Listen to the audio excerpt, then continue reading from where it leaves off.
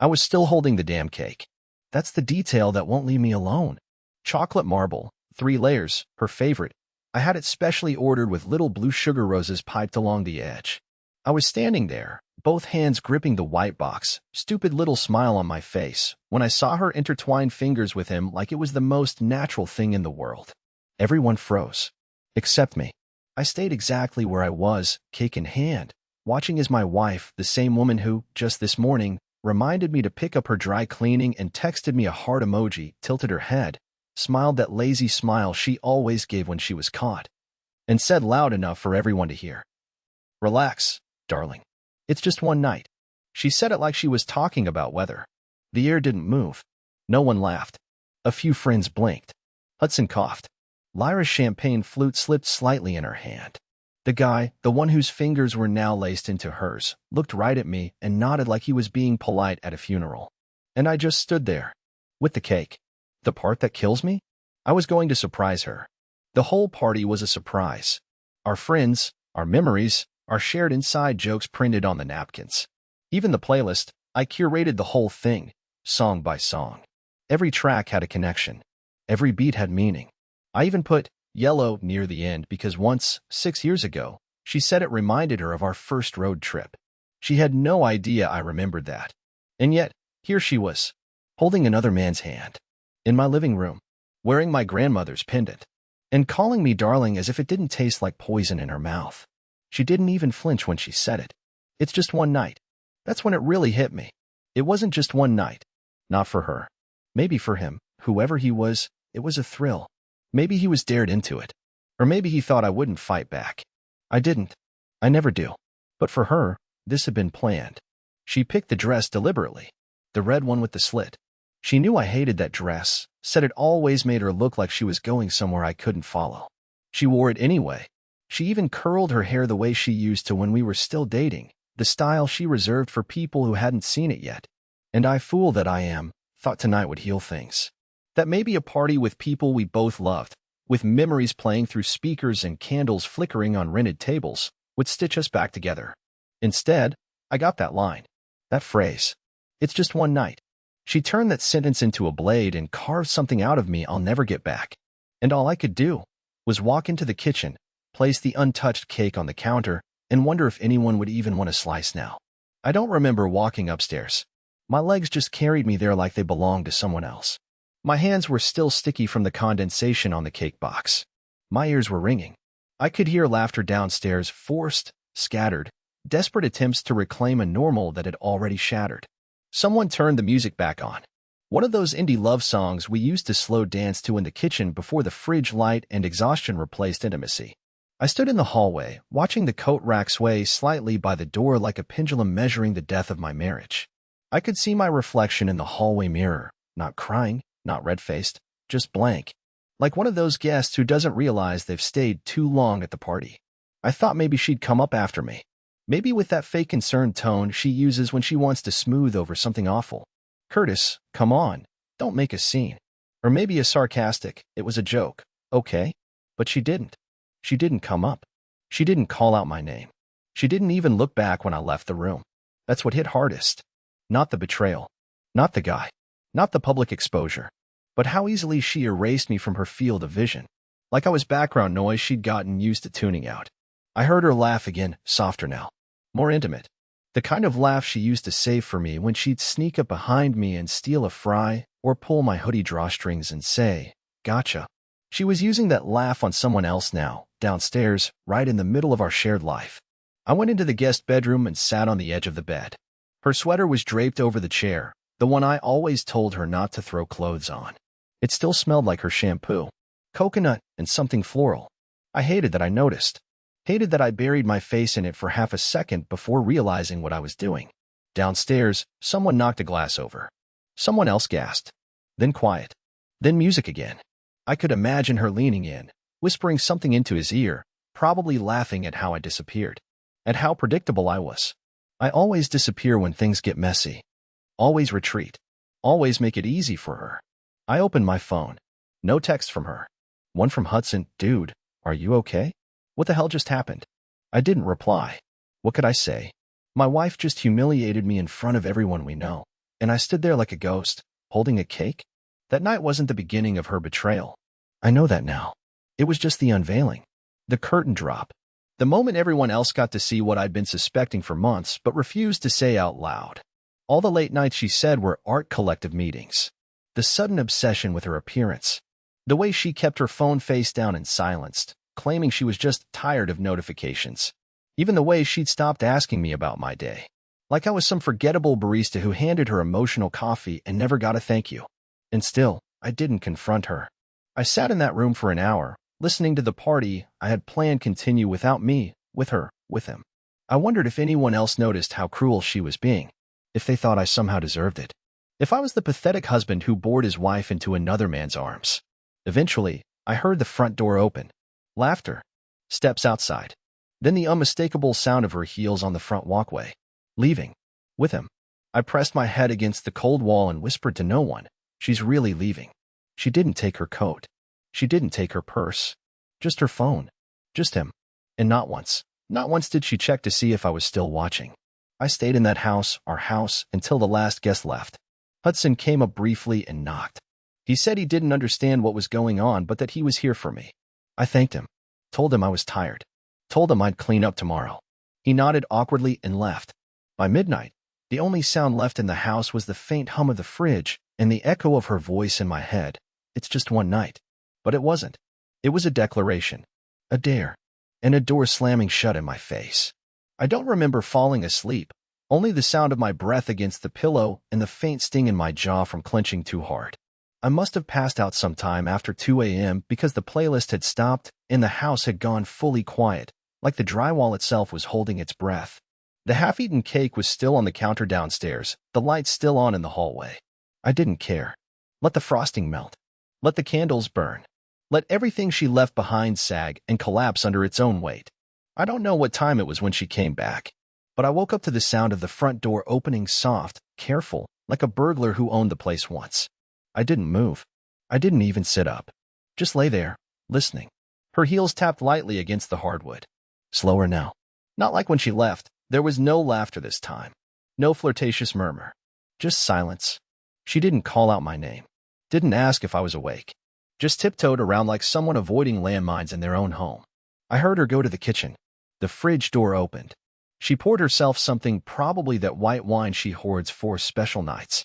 The same bottle I bought last month for our non-existent anniversary dinner. I'd made reservations, even shaved. She said she had a migraine. Ended up going to a gallery showing instead. That wine must have tasted like gasoline. A few minutes later, I heard her upstairs. The creak of the third stair gave her away. Then the bathroom faucet. Then the click of the bedroom door. The same bedroom we used to talk in until midnight. The same room where she used to trace circles on my chest and tell me she felt safest with me. I wonder if she said that to him too. I should have gone in. Should have asked where she'd been. What she meant. Who he was. But I didn't. I lay there in the dark like I was hiding from a storm, hoping the roof would hold. Eventually, the hallway light clicked off. The house went black again. But I was wide awake, every nerve in my body strung like piano wire. I stared at the ceiling and imagined her lying in our bed, replaying the night in her mind. Did she feel proud? Regretful? Excited? I wanted to believe she felt something. At around 5, I got up. I walked into the kitchen, stepped around a wine glass she'd left behind, and opened the back door. The morning was just beginning, pale light pushing against the clouds. The kind of morning we used to sit through together, drinking bad coffee and reading separate parts of the paper. She always took the lifestyle section and handed me the crossword like she was doing me a favor. I stood in the backyard, barefoot, and looked at the garden I built last summer. The soil was cracked now, weeds curling around the edges. It had been her idea, grow basil, tomatoes, maybe lavender. I did all the work. She lost interest halfway through. I should have seen that as a metaphor. The wind was cold on my skin. I let it hit me. Let it bite. At least it was honest. Inside, my phone buzzed. A message from my sister. Saw the photos. Are you okay? Photos? I rushed back inside, heart pounding. I opened Instagram, hands shaking. There they were. 3 photos from last night. A group shot. A toast. And then the third one. Her. And him. On the front lawn. Her hand in his mouth close to her ear, her laughing full body, head back, glowing. and me, barely visible in the background, standing in the doorway, holding the cake. I was in the frame, just not in the moment. I stared at it for a long time. The caption read, "Unforgettable Night, Dizzy." It was posted by one of Lyra's cousins. She probably didn't know. Probably thought it was just a cute couple picture at a party. She didn't know she just documented the exact second my heart turned into dust. The post had 63 likes already. I didn't comment. I didn't message her. I just turned off my phone and left it face down on the kitchen table. She was still asleep upstairs. I was still pretending I existed. And the world was still spinning as if nothing had happened. But something had happened. Something massive. Something permanent. I just didn't know yet that it wasn't even the worst part. She finally spoke the next afternoon. I'd stayed downstairs most of the day, pretending to read a magazine I never opened and drinking coffee I kept reheating just to give my hands something to do. I didn't check my phone. I didn't eat. I didn't even shower. I just sat on the edge of my own life, watching it curl in on itself like paper in a flame. Emmy came down around 3. Her hair still smelled like that cloying orange shampoo she used when she wanted to feel expensive. She walked right past me and opened the fridge like nothing had happened. Like I hadn't been publicly humiliated by the woman who promised to grow old beside me. She pulled out yogurt, peeled the lid back, and leaned against the counter, eating like this was any other Thursday. I stared at her, waiting. And then, without looking up, she said, "So, are you going to cry about it?" That's what she said. No apology. No explanation. Just that. I blinked. My mouth opened, but nothing came out. There was no script for this moment. No manual on how to respond when the woman you've loved for a decade says something so casually cruel it knocks the wind out of you. It wasn't even a question, really. It was a provocation. I started, but I couldn't finish. She scoffed and rolled her eyes. "Curtis, come on." It wasn't like I slept with him on the table in front of everyone. I flinched. She saw it and smiled. That smile. God, that smile. She used to smile at me like that when she was pretending to be mad during game night. When she was toying with me. But now it wasn't playful. Now it was sharp, deliberate, mean. "You made such a scene," she continued. "Standing there with your sad little cake like a lost puppy." "I mean, seriously?" I said one sentence. One sentence, I repeated softly, barely audible. In front of everyone. "Oh please," she said, rolling her eyes again. "Everyone's too busy with their own drama to care. You think Hudson and Lyra are going to cancel their wedding over your little meltdown?" Meltdown. That's what she called my silence. My pain. My stillness. She took another spoonful of yogurt and wandered into the living room, barefoot, humming to herself. I heard her drop onto the couch, the creak of the leather sharp and sudden. The same couch where we'd once fallen asleep together watching old Hitchcock films. The same couch where I used to rub her back when she had anxiety spells. Now she used it like a throne, and I was some ghost pacing around her castle. After a few minutes of silence, I followed her. "I just need to understand," I said, my voice trembling. "Why him? Why there? Why like that?" She sighed dramatically and tossed her spoon onto the coffee table. "Why do you think, Curtis?" I stared at her. "You stopped seeing me," she said flatly. "You became invisible. And I got tired of waiting for you to notice I was drowning." I wanted to scream. To ask how many nights I held her while she sobbed into my chest over things she couldn't name. How many times I canceled plans just to be near her when she said she felt empty. I noticed. I always noticed. I just didn't make noise about it. "You never said anything," I replied. "You wouldn't have heard it," she shot back. "You were too busy being proud of your quiet suffering. Like your silence was some kind of sacrifice." I felt something unravel inside me. Not snap, unravel. Like a thread pulled from a sweater you didn't realize was connected to everything. "So what now?" I asked. "Was he just a message?" She paused, tilted her head. "No. He was real. He is real. But that moment? That sentence? Yeah, that was for you." I laughed. Not because it was funny, but because I didn't know what else to do. She looked almost satisfied. Like she'd been waiting to see how far she could push before I broke. And the worst part? I still didn't push back.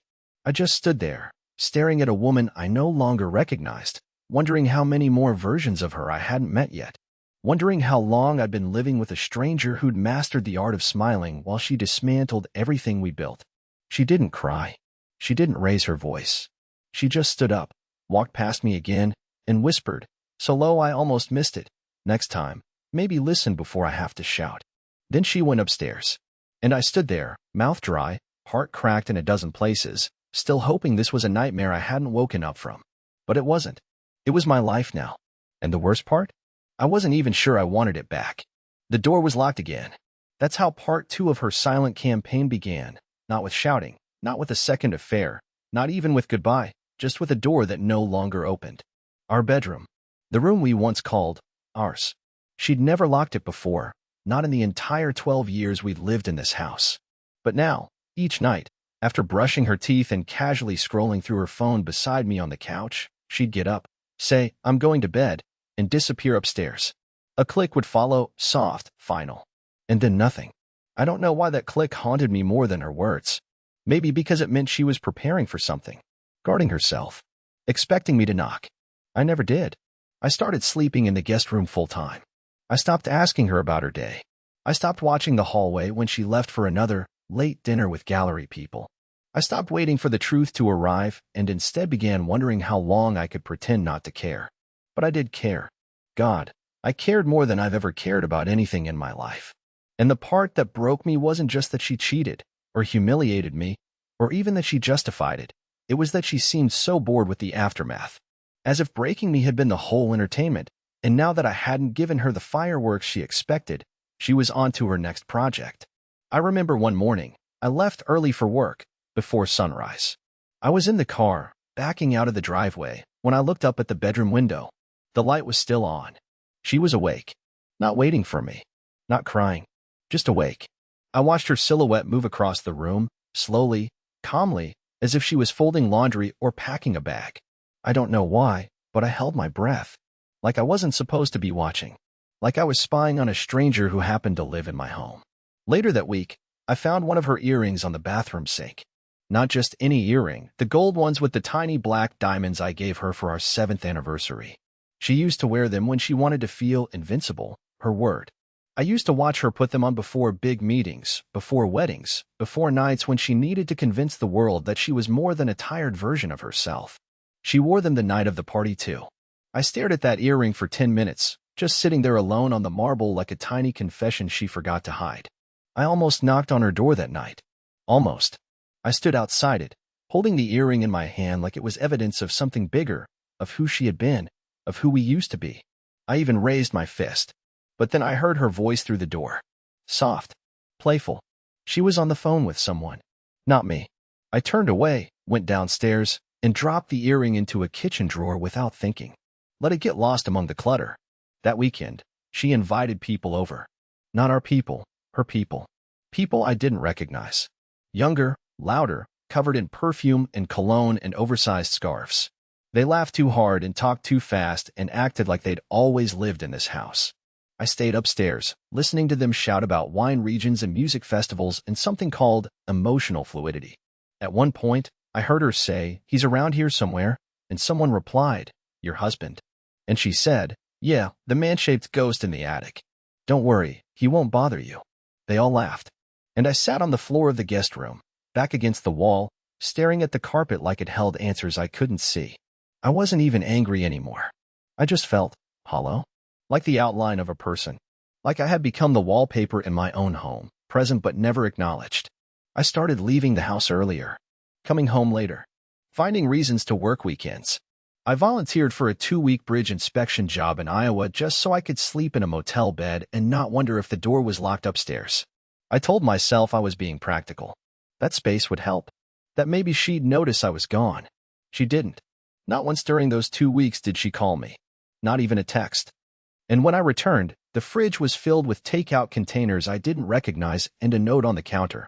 "Sorry I missed you. Headed to Charlotte with Ben for a few days. We'll talk when I get back." Ben. That was the first time she gave him a name. The man she replaced me with. The man who probably helped her laugh through the night of the party. The man whose hand she held while looking straight through me. The man who was apparently so secure in his place now that she no longer bothered hiding him. She didn't sign the note. No, love, Emmy. No, XO. Just instructions. Just absence. I stood in the kitchen, staring at that note, surrounded by the humming silence of appliances and ticking clocks, and I realized something that scared me more than anything else. I had no idea what I was waiting for anymore. Because she wasn't coming back. Not really. And maybe she never had. 3 days passed before I found it. Her note still sat on the kitchen counter, yellowing slightly at the edges beneath the soft morning light. I never moved it. I'd walk past it with my coffee every day, read it again as if it might change. It never did. Gone to Charlotte with Ben. We'll talk when I get back. I started hearing it in my sleep. I stopped correcting people at work when they asked how my wife was doing. I started saying, she's out of town, like I was describing a ghost. It was during a sleepless Tuesday at 2:17 a.m. that I wandered into the office. Not for any real reason. I just couldn't sit in that cold, too empty guest room another second. I hadn't stepped into her workspace since the party. It always felt like her sacred little gallery, full of pins she never used, sketches she never finished, dreams she never shared. The kind of room you enter cautiously, the way a child might approach an old cathedral. I don't know what I was looking for. Maybe evidence. Maybe something that could tell me whether she was coming back, or whether I was just renting space in a life she'd already moved out of. And then I saw it. She'd left her laptop open. Not asleep. Not shut. Just open, screen lit, battery at 17%, a Word document blinking back at me like it had been waiting. I shouldn't have looked. I know that. But I did. The file name, monologue_rewrite. I assumed it was part of a script. Emmy used to dabble in theater work. She'd write character pieces for local playwrights, unpaid mostly, but it made her feel alive. Or so she used to say. I opened it. The first line hit me like a bat to the chest. I didn't mean for him to find out like that, but I stopped caring if he did. I kept reading. It wasn't a script. It was a confession. Over 5 pages, single-spaced, she described everything. Not just Ben, but the others. The nights she said she was at gallery openings. The weekend trips that were really flights to meet someone in New Orleans. The moment she knew she'd stopped loving me, it wasn't an explosion. It was a flicker, like a candle being snuffed out by its own wick. She described me as harmless, as the kind of man who folds. She wrote, he'd never cheat. He'd never scream. He'd never slam a door. And that's the problem. I feel like I'm married to a shadow. And then this line that punched the air out of my lungs. If I burn it all down, maybe he'll finally light a match. I sat there, alone, knees pulled up to my chest, rereading that one sentence over and over. She wanted to break me. She wanted a reaction. Not because she hated me. Not because I hurt her. But because I didn't. Because I loved quietly. Because I forgave before being asked. Because I gave her everything I thought she needed, and she resented me for it. And all I could think was, why didn't she just leave? Why didn't she say, I need fire? Why didn't she say, you're too quiet for the storm I want? Instead, she threw matches over her shoulder and waited to see if I'd noticed the smoke. I should have been angry.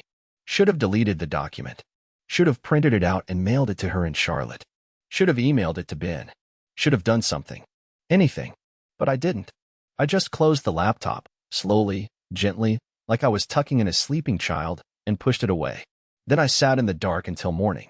When the sun finally crept through the blinds, I stood up, went into the bathroom, and stared at myself in the mirror for a long time. I looked like a ghost who still paid bills. Something in me changed that morning, not a scream, not a meltdown, but something softer, like a final sigh after a long wait. I packed a small duffel bag, just enough for a few nights. No note, no warning, no confrontation.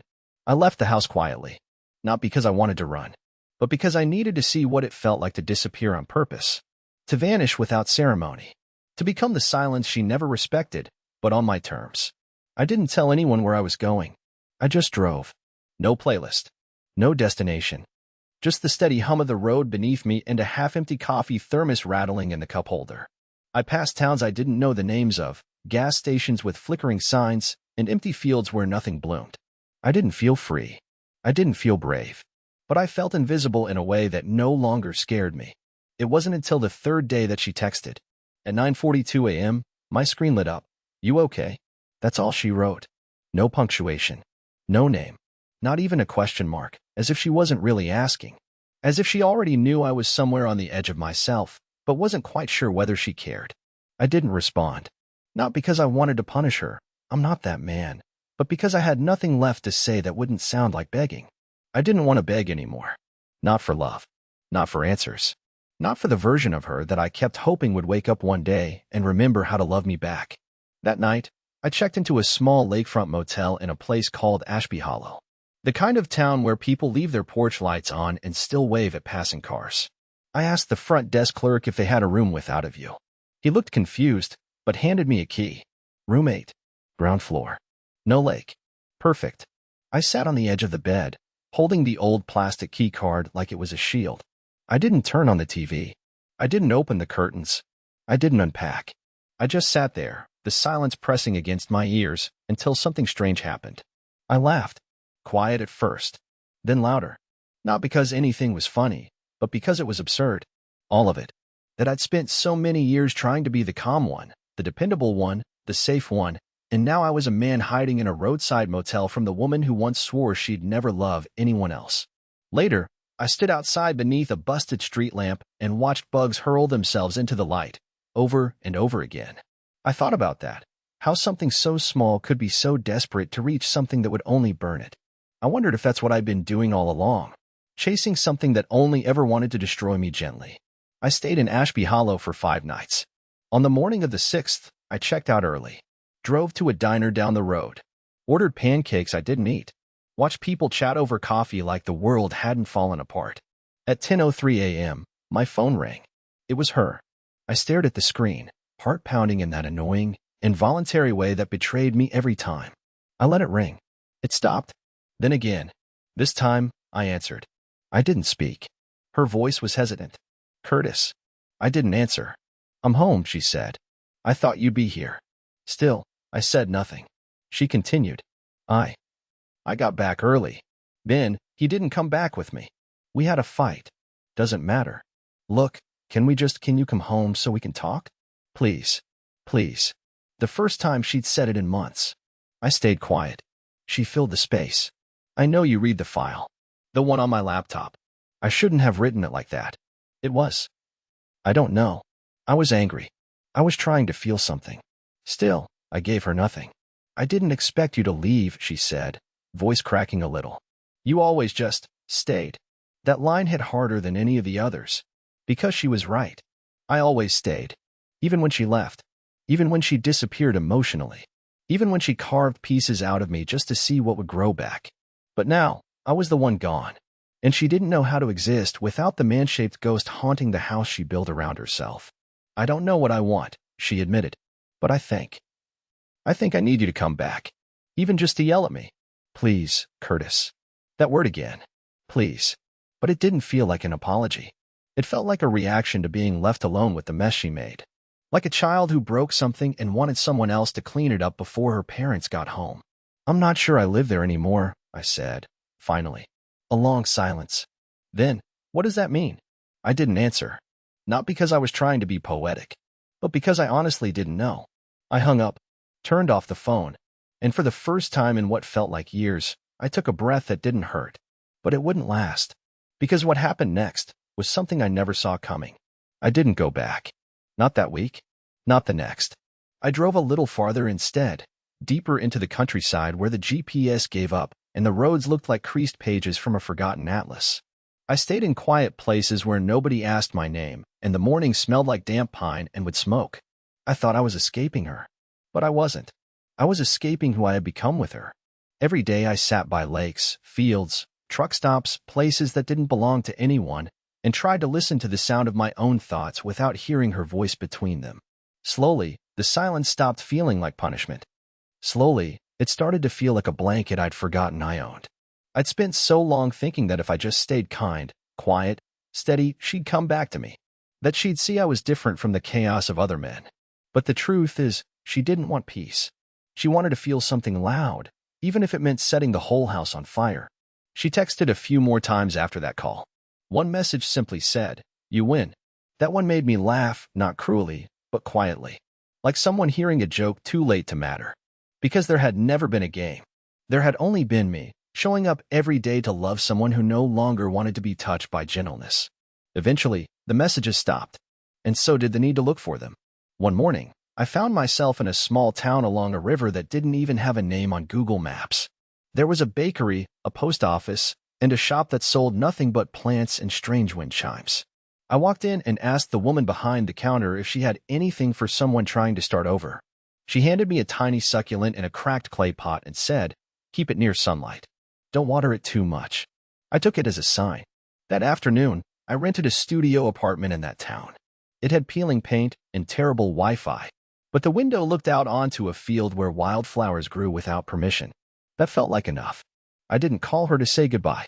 I didn't ask her to meet for closure. Instead, I mailed the house keys back to my own address, addressed to her.